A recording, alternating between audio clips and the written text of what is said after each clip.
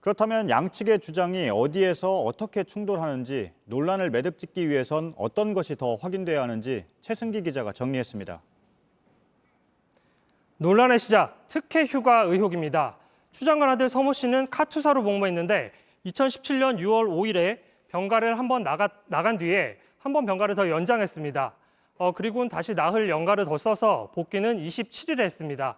그런데 이 과정에서 무단으로 복귀를 하고 있지 않다가 문제가 되자 웬 장교가 갑자기 휴가를 연장했다는 게 야당 주장입니다.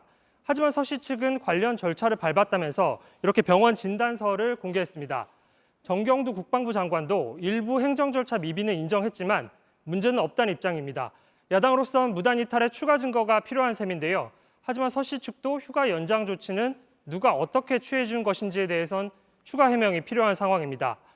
이번 주 들어선 서 씨 측에서 근무지나 보직 변경 청탁이 있었다는 의혹도 불거졌습니다. 야당이 당시 카투사 지원단장의 녹취를 공개하면서인데요. 한번 들어보시죠. 처음에 이사단 와서 용산으로 보내달라는 것도 제가 규정대로 했고.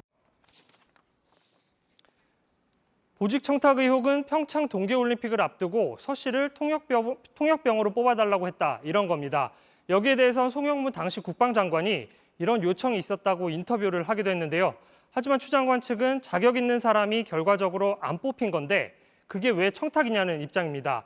또 근무지 변경 요청에 대해서도 아예 불가능한 얘기라면서 전면 부인하고 있습니다.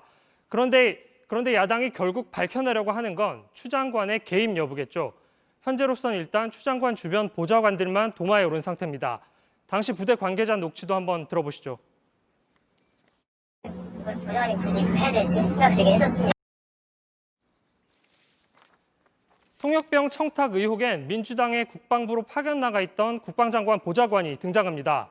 이 보좌관은 당시 추미애 대표실로부터 연락을 받고 통역병 선발 절차를 알아봤던 적은 있다, 이렇게 언론에 말했습니다. 그러니까 청탁이 아니라 문의를 했던 겁니다. 휴가 관련 보좌관 개입 의혹에 대해서도 추 장관은 이렇게 답한 바 있습니다. 추미애 장관의 보좌관이 이렇게 전화를 한 사실은 맞습니까? 그런 사실이 있지 않고요. 이후 여당 일각에서도 보좌관 전화는 사실로 보인다는 의견이 나왔는데 그 뒤론 아직 추가 입장이 없습니다.